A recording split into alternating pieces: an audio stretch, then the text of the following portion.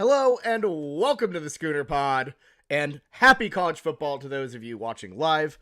I'm your host, Bobby Howard. With me, we got Jameson, Maxwell, and then, time may or may not pop in. F1 is being a little bit messy. We're not used to Saturdays, let's be honest. But, Jameson, we had to come together for an emergency podcast, and I'm just going to go ahead and hit the music. Jamison. Yes. What is this? Jamison. This is a Crutin Corner with Jamison. Everybody dancing now. Oh, that's nice. The offseason had one more twist in it, didn't it? Yeah, I didn't think that we were gonna get Anthony Evans, but here we are. Huge get. This was such a big time get. Wide receiver out of Texas that was between Georgia and us. 5'11", probably 5'10", smaller guy, but it's got absolute track speed.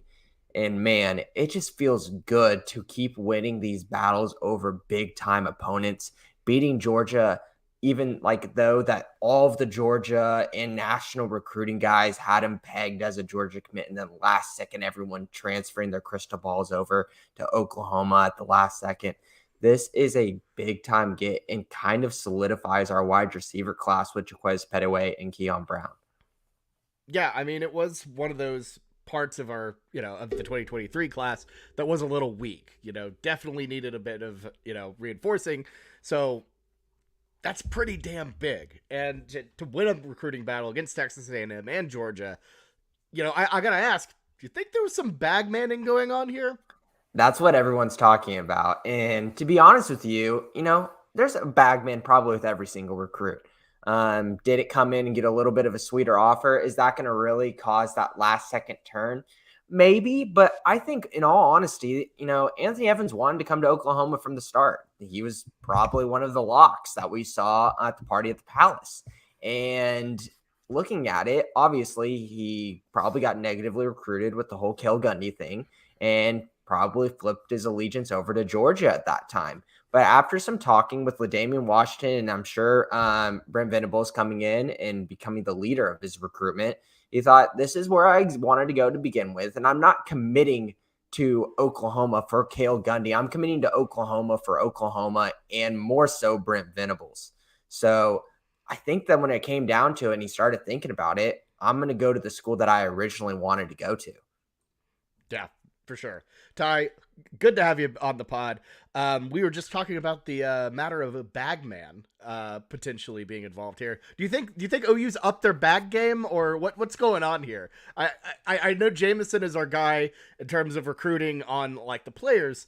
I don't know. I want to know your analytics on whether or not there was a bag involved here, though. Probably. I think there is on every end. I've long held the belief that, everyone on the top of college football has been doing it for forever. So certainly there was probably something involved there, but I don't know if it was a deciding factor type thing, if that makes sense. I feel like probably, the offer's out there and it's like a normal offer. And I doubt that we had someone, just roll up to his house with a literal bag of cash and say, hey, you might want to change your mind type thing. I would hope that was the case. I like that visual. Hey, Tennessee had the McDonald's bags. Maybe we have the Brahms bags. I know Red Dirt Sport has been making that joke for a while, and I kind of love it. The bag of burgers, the bag of biscuits, the bag of cash. Here's 5 biscuits. Please come to play for our school. 5 stacks. Yeah, that honestly, even if there was a little bit of an extra NIL on the top of this, this guy, like I said earlier, wanted to be a Sooner. This is from the beginning. We've been looking at him for a while now as a guy who's going to be a possible commit. And obviously he had this timeline set before all of the Cale Gundy thing came down. And in all honesty, it was probably not the best thing for him to have that August set date. But he wanted to stick to that commitment, and that's where things got a little bit dicey. And in the end, he is not the highest, level recruit where it's like, people are talking about Bagman getting Malachi Nelson trying to move over from USC to Texas A&M. Now that's a thing where someone's coming in and throwing major money. With Anthony Evans, he's a good recruit, but I don't think we're throwing crazy money at this guy to get, a 4-star wide receiver speed prospect who's kind of, he's still got a lot of things to work on to become a really good wide receiver. It's honestly, people are just betting on his speed. He's got a lot of good tools, and I really like his tape. But he still has a lot to work on, to where the fact is, I don't know if this is like, I'm throwing major bag of money just to get him from Georgia. Gotcha. Yeah, that makes sense. But anything else on him before we move on to the other major recruit snags last night? I just think this is a really big time get, just in terms of what we were looking at beyond him at the wide receiver position. Things are going to get a little bit sloppy, I think, in terms of the players behind him. I think this fills our recruiting room of wide receivers. And honestly, it makes you feel like this is a group that I feel pretty confident in. Whenever you were saying earlier, Bobby, this is a group in this recruiting class that might be the weakest. Now I feel pretty solid that we have a speed guy. We have Jaquez Petaway. He's a highly ranked, also a speed guy. And then Keon Brown is a, bigger framed guy, flyer, that could be a guy that could show up on campus and look really good. Yeah, no, absolutely. I agree.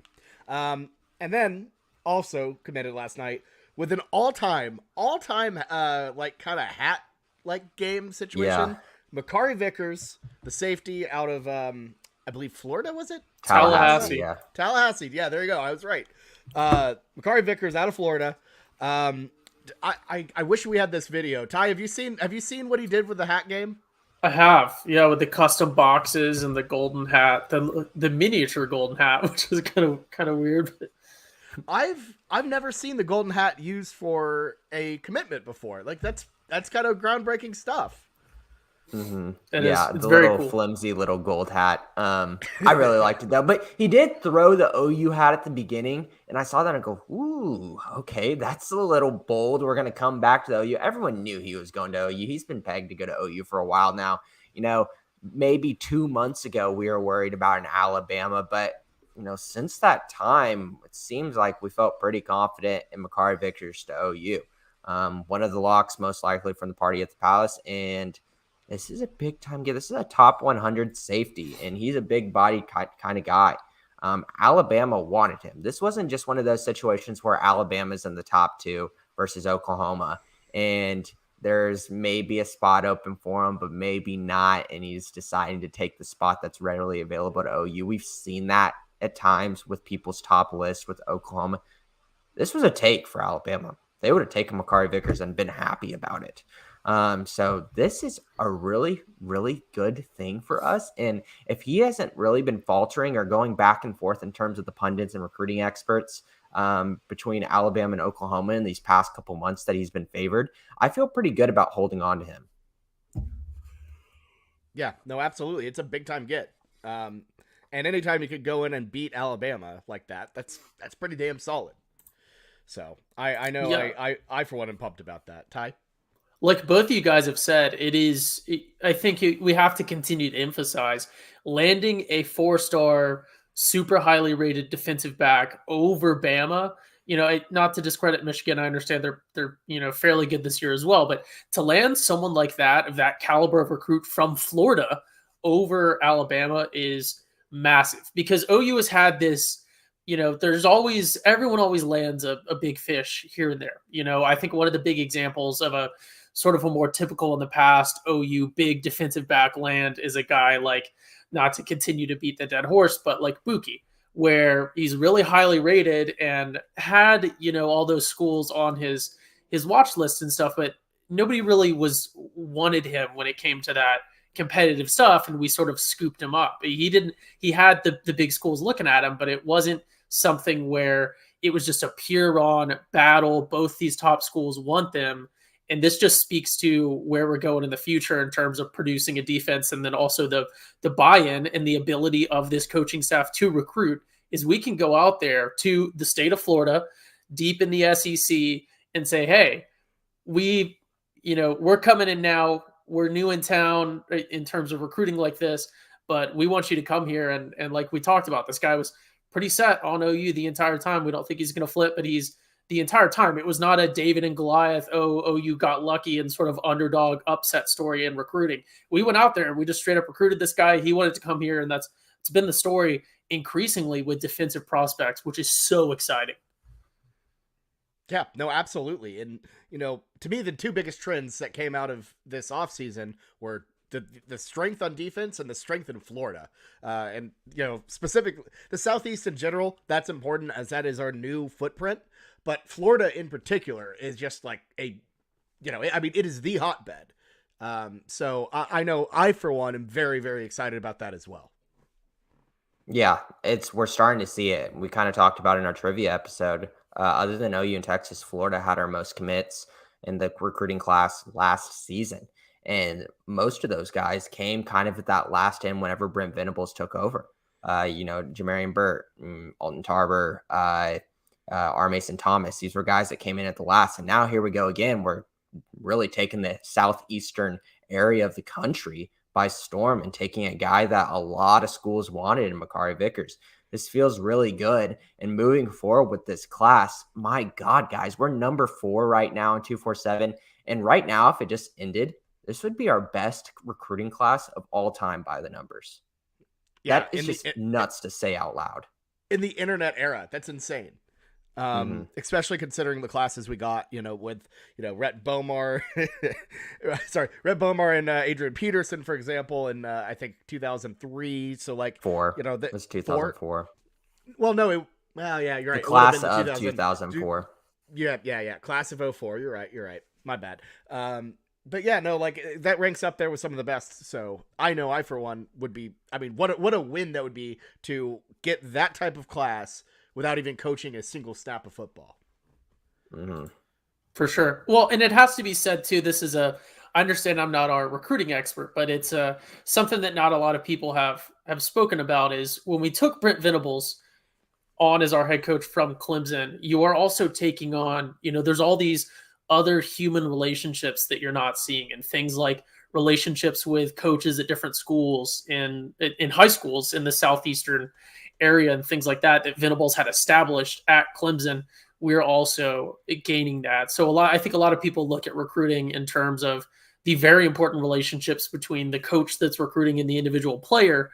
But a lot of the times you build that reputation as a coach with these high school coaches and administrators or parents or whatever else as a guy that, performs on the field, but also, it gets around when you're from a town like that that's developing players, and the coaches come around and make promises. If those promises are kept, all the things like that really add up and start to build your reputation. And it's going to be invaluable, again, moving forward into the SEC move. And especially with our sort of big hit we assumed in recruiting, that we're taking on this coaching staff that has really good relationships across the board, especially in really important, because Florida is just continuing to develop even greater and greater talent in terms of what they can produce on the field. So super exciting. And we're already seeing that pay out right here. Yeah. And I think that relational approach is really, really paying dividends for OU. Clearly it's something that the recruits have resonated with, and I'm with you. I think that's big time. And the fact that they've been able to make this impression this early is it's wild, truly wild. Well, in the buy-in too, and I'll kind of keep it short, but the buy-in of OU is huge. And I think that's, maybe I'm reading too deep into the tea leaves here, but committing to OU with the golden hat is such, obviously, pretty much everyone, if you follow football, if you follow college football, you know about the golden hat. It's I think maybe the most well-known rivalry trophy. I don't think a lot of people could name other rivalry trophies, even if they can name the game. But the Golden Hat is well known. But it's an OU or Texas when they win it thing. But you're not just committing with this, oh, I'm going to Oklahoma University and you put the hat on like you see some people do. When you're committing with the Golden Hat and with this fanfare, you're showing that you at least have some buy-in into the culture and the greater community, or whatever you want to call it, that is OU football. And that's super cool. That's super important. It's not an inside joke, but it's when people that aren't growing up OU fans are starting to know the inside jokes and things like that. And we've always been a nationally recognized program, but when you get people that know the nuance, they're learning the nuance just on their own because they respect OU as a university and what we're producing on the football field. that's huge. And again, I might be too deep into the tea leaves here. The Golden Hat is very well known, but just different things like that, like people knowing about the university, knowing about the history of the football program or the little traditions here and there. I think that's huge and sort of indicative of a national buy-in or an increase in popularity or respect for OU football beyond just, scrappy underdogs, play in an easy conference, get blown out in the playoffs, storylines that you'll hear other places. It's continuing to build this program that we're building, including just by reputation, because that stuff pays off, way down the road. You never know. Like some kid probably saw that Golden Hat or could have seen that Golden Hat commitment today, thought it was the neatest commitment ever, and he's in 4th grade right now. And, a decade down the road, he's going to be like, oh, I want to play at OU because I remember seeing just a random thing that stuck with me. So that stuff is very important. Yeah. One thing Oklahoma sports loves doing is getting recruitment and scouting the young elementary and middle schoolers to make sure they join our future teams. Hey, OU does a very good job with brainwashing, young children. I know I was brainwashed as a child. And look at me. I feel like I've done pretty good for myself. I'm spending my Sunday mornings doing a podcast. It's Saturday, so your brain is still a little bit washed. Yes, exactly, you got to realize it's the first college football Saturday, and here you are thinking it's Sunday. It doesn't feel like college football. Well, yeah. When do you have a college football Saturday? When we're doing we never do shows on Saturdays, but. That's true. That's true. I think this one last thing about this region of the country. This is 5 commits already from Florida. We've got a high-end defensive back. I think Makari Vickers comes in as a cornerback and starts fighting from there. Linebacker. We have a high-end linebacker as well in this class of Lewis Carter out of Tampa that we got from Florida. And then defensive line, Derek LeBlanc, one of the better defensive linemen in the country, top 100 player. That's 3 levels of the defense from Florida that I feel really good about in this recruiting class. That's exceptional for an Oklahoma team. There's not many people in Florida, I think, just in general, outside from football scheme. If I'm just a Floridian, I don't think about moving to Oklahoma. So getting these guys to buy in, Brent Venables is doing something really well of getting these kids wanting to come and play for him at Oklahoma rather than going somewhere more flashy close to home. Yeah. Well, and it should be said too that our increase in ability to recruit in Florida is even more significant when you consider the fact that, especially this year and going forward, Florida is increasingly crowded when it comes to people recruiting there, especially with the hometown schools, specifically, I guess more so Miami than others, but with the hometown schools really trying to go all out, throw the bag at everything from stadiums to players to coaches to whatever else. It's harder to recruit in Florida, period. And the fact that our significant increase in ability to recruit within Florida is parallel with this just Florida becoming way more difficult to get high value prospects out of.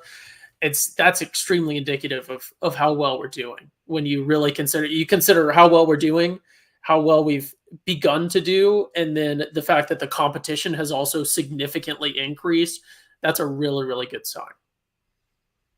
Yeah. No, I fully agree. Shout out to Tijuana here for an all-time comment. OU isn't joining the SEC. They're joining us. We're going to run that league. Here we go. There's a lot of optimism right now, really, in terms of recruiting. And you heard it from both these guys coming out saying, like, what's the next move? It's Hicks. Hicks is next move. We're in the lead for Hicks. We just got to close it. There's rumblings that maybe that announcement date at the All-American game in January might get moved up. Let's see what happens during the season. If we can throw out a really dominant defense, and I understand the defensive line might be our weakest position group out on the field, but if we can throw out a dominant defense in these first couple of games, maybe versus K-State at the beginning of the year, show the world that we're just not something to be thrown to the side, that Oklahoma is still here, and this Brent Venables era is an improved defense, an improved scheme. I will see. I wouldn't be surprised if David Hicks starts thinking about, I might want to commit to this team earlier rather than later. This is a huge, huge thing to watch. a lot of players, also Peyton Bowen, another guy, 5-star safety teammate of Jackson Arnold, wants to see, is this Oklahoma hype that's being pushed real? I know I like Brent Venables as a guy. He's extremely likable, but what he pushing is legit. And if we come out and have a good start to the season, that's great as fans for this college football team. But for the future of us, it might be even higher stakes for these 2 5-star guys. Yeah. And I want to kind of also ask in that same vein, kind of, and we'll talk about, expectations, all that in our UTEP preview coming out in a couple days. But what is the bare minimum? Me and a buddy were talking about this yesterday. What is the bare minimum OU has to do?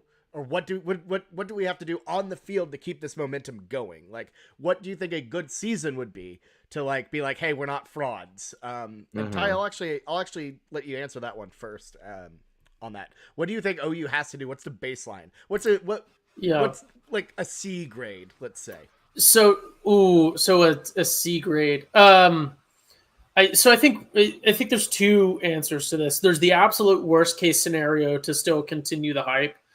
And then I think there's the realistic scenario. Well, maybe there's just one. I think realistically, the thing to look at is if we're going to lose games, it almost sounds counterintuitive, and it might be, but it makes sense to me, is if we're going to lose games, it almost feels like it would be better for us to lose just horrendous upsets, not horrendous performances, but it feels like it would almost be better to lose to maybe a respectable team, but it's not really that great, like K-State. God forbid we lose to Kansas or someone like West Virginia or Tech. But I think the important thing is if you're going to lose games, I feel like it's better to lose the upsets. I think it's very important. You got to win the out-of-conference stuff, especially when our out-of-conference is so easy. But I think you have to beat Texas, Baylor, and Oklahoma State just because those are the ones that you're recruiting against. So I feel like,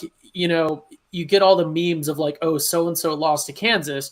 But if you lose to Kansas, it's not necessarily, you're not battling for the same recruits with Kansas, and you can make because the excuses are the same either way. But, if you start this losing to Texas thing, then you still get the jokes about losing to someone, and it's kind of embarrassing. Obviously, they're a better team, but we're competing for the same recruits in the same area, and I think that is more significant with the head-to-head. So I don't know. I don't know if there's a solid – ideally, you win everything. But I think realistically, if we're going to lose, maybe we lose to, like, K-State or Tech or someone like that that's, like, not great, but not super, you can make some excuses of like, oh, K-State has a great coaching staff and something like that. God, I hope we wouldn't lose to Tech or K-State for Bobby's sake. Well, yeah, I don't want us to lose to anyone. I don't want us to lose to anyone, but I think just purely on the recruiting aspect, maybe it's better if you lose to people who you aren't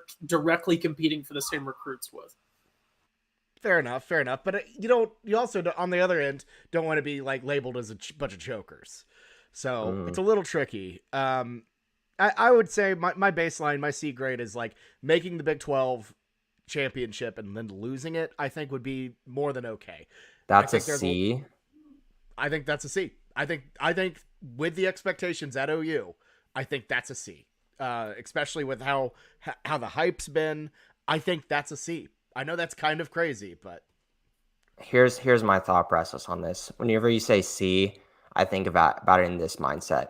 OU is an A student. We are expected to get A's every single season. Whenever we go into think about if we're like, if we're talking about letter grades here, if we're going into a season and we don't get an A, that is a disappointment for us. So I think C is pretty bad. I mean, that is not what we want. I know I'm looking at it different. You're saying like an average season for OU, but the word average in the dictionary of Oklahoma fans is bad. So going to the Big 12 championship, I don't think that's average. I don't think that's average at all. I think missing the Big 12 championship is a C for us. Yeah. I think that would be very poor. We hold ourselves to a very, very high standard here. I think, losing to Texas and not making the Big 12 championship is a C season for us. And I think that's going to be negative and a detriment to us. If we were to get a C on our report card, it's going to plummet our GPA because in our past, we don't have many C seasons. Yeah. And to be fair, you know, you were a 4.0 student at OU. I was very much not. So in terms of grades, we definitely settle differently. But in terms of OU, I'm with you. I think for me, I'm kind of scaling it up in terms of expectation. You know, I think people are raving excited about you know, this season, and you know, Bud Wilkinson called it the monster for a reason. It's completely unreasonable. It doesn't care what the actual reality of the situation is. I think there are some people out there who would be mad if we didn't win the national title, which is kind of wild. So it's a hard scale. I really think the Texas game is going to be big for us in terms of recruiting this year. Yes. I think the beginning of the season is big. I kind of already said that earlier in this podcast, just in terms of just making sure, is Brent Venables for real or is he a fraud? And he's just pumping sunshine, but he doesn't actually have the ability to be a head coach, which I'm sure there's some teams saying, this dude's never been a head coach. Why are you trying to commit to him? Like, he's just been in Dabo Sweeney's and Bob Stoops' sunshine the whole time, just kind of relaxing. My thought process on it, if we go in and we win the big game versus Texas, David Hicks, Texas recruit, you know, Peyton Bowen, Texas recruit.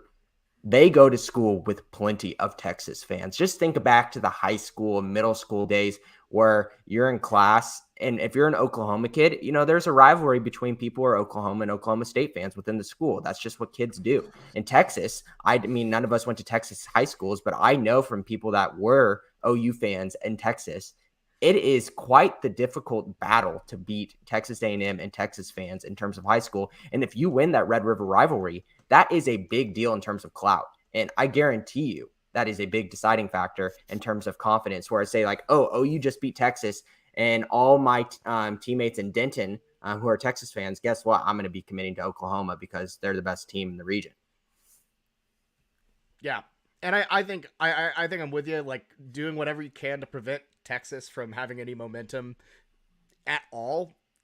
That's big time. You don't want them to hold that over you, because even one win, they will hold that damn thing over you. Like, oh, Sark, he's got it rolling. He finally beat OU, blah, blah, blah. So yeah, I'm with you. I think that is a big thing, is you know, keeping Texas down as much as possible. So. Yeah, it can't be understated, the power of sort of social pressure. That's just such a huge thing that is under-recognized. You look at recruiting and a lot of people are like, oh, they offered him this much more money, but that's not always the case. Sometimes people are primarily influenced by the money, but when you're in a situation where you're going to get money no matter where you go, you know, it's that those last few numbers past the decimal point don't necessarily matter as much as, you know, as kids nowadays would say, your clout or your credibility or popularity or whatever else that's going to increase by going to somewhere else. You got to be a special kind of person. Not many people are the kind that can sort of go against the stream when it comes to social pressure. So like you guys said, winning those games, and I guess this was sort of the underdeveloped thought that I was having about winning the games against the people that you're recruiting against. Winning those games that you're competing for recruits against are really important, because you don't want everyone clowning on your guy, because that's going to cause him to flip far more than any head coaches giving him calls or people showing up with money, in my opinion. But yeah, for sure. No, I agree. Like, you know, that, like you said, that social pressure, that's big time. So you don't want to go to a university with a bunch of bums at it. So, you know, Yeah. Well, I was going to say a quick point too that I think forget to add is presumably we're going to make a bowl this year, and I think regardless, to add to that, what's the bare minimum we need to do to keep the momentum? We need to win the bowl game, certainly, because that's, I think I would consider that one to be sort of in the same vein as Texas, OSU, and then to some extent Baylor. Is presumably we're going to be facing because bowl games are generally big brands, even if both teams are sort of underperforming. That's going to be a big one as well, even if it's not someone that we're necessarily competing against with recruiting. But if we're facing a high mid tier Big Ten team, or Oregon or Miami or Penn State, someone like that, a big brand is also important, just to have that brand recognition of a marquee matchup win. So I really think, bare minimum, we got to win. We got to win most of our. We got to have a winning record. Our losses have to be in some way excusable, if that makes sense. I don't think it's super realistic to say, we should go undefeated. You got to have excusable losses if they're not going to be to someone super high quality. We got to have some sort of extenuating circumstance that sort of mitigates the sting, and then we got to perform in those times where the whole nation is watching. Because the whole nation doesn't tune in to watch OU play Texas Tech, but a whole lot of people tune in to watch Red River. A whole lot of people tune in to watch the bowl game. Fewer than Red River, but a whole lot of people will occasionally tune in to watch Bedlam. So things like that are, when we're talking about national recruiting, I think that's really important too, because you can hear all the storylines you want, and then you watch, say you watch 4 OU games a year. You watch Red River, Bedlam, the bowl game, and then maybe one other, just based on when your team is playing and timing. If we perform well in those 4 games, then in your minds, the storylines and the chirping you hear on social media and on ESPN is one thing, but you've done your own research, and from what you see, every time you've watched them, they've looked good. So I think that's an important thing too. Yeah. And, that perception, it's massive. Think about it. Like, OU has lost to Texas one time since 2016, in that 2018 game against Sam Ehlinger. At the time, these recruits were 12. So from 12 on, they've only seen OU lose to Texas once. So, that association with the Golden Hat, that sticks with you. That is, I recognize that this team wins. This team beats their rivals. The Golden Hat is specifically OU because they do not lose it. So I think that's I think that's an important thing to keep up. But Jameson, I think we've gone a little longer than we figured. Final thoughts before we close this out and enjoy our college football Saturday. Yeah, let's just take a bird's eye view at this class. 22 commits already. That's close to full, especially in the transfer portal era. We saw Mecca Megwa come in just randomly to this team. Guys can show up at any time. You got to have a couple slots open just in case a guy like that comes along. So 22, who are we waiting on? We already kind of talked about it. Peyton Bowen, big-time 5-star defensive back from Denton. Obviously, we're waiting on David Hicks. Jordan Raynaud, we're waiting on another guy I failed to mention in terms of Texas, and that being probably a big thing in terms of school clout with him being from Tyler, Texas. And then lastly, probably we just maybe hope for a guy like Ryan Yates from Denton as well, who's an LSU commit. But if not, if you grab those first 3 guys, that's 25 people in your class, and you close it off, and maybe you lose a couple guys, but 25 in a class, adding those 3 guys, that's going to be the best Sooner class of all time. Yeah, it's exciting. Well, it's of exciting. the internet era. I Of the understand internet. that there's been Switzer much better and classes. Switzer and his fur coat probably, if the internet existed then, he would have had some number 1s. That's for damn sure. But yeah. So, Ty, any final thoughts before we head out of here? Who's winning Spa tomorrow? Oh goodness, a Formula One question. I don't know. Sice just took pole. Hopefully Fernando Alonso, but recruiting. Woo! Like we talked about, it's something that OU. I've always loved that OU has had this more realistic view on things. Your recruiting class ranking doesn't really matter. What actually matters, I understand the blue chip ratio and all these other things, but what actually matters is just how you perform on the field. The classic example of Texas just constantly having great recruiting classes and then underdeveloping them.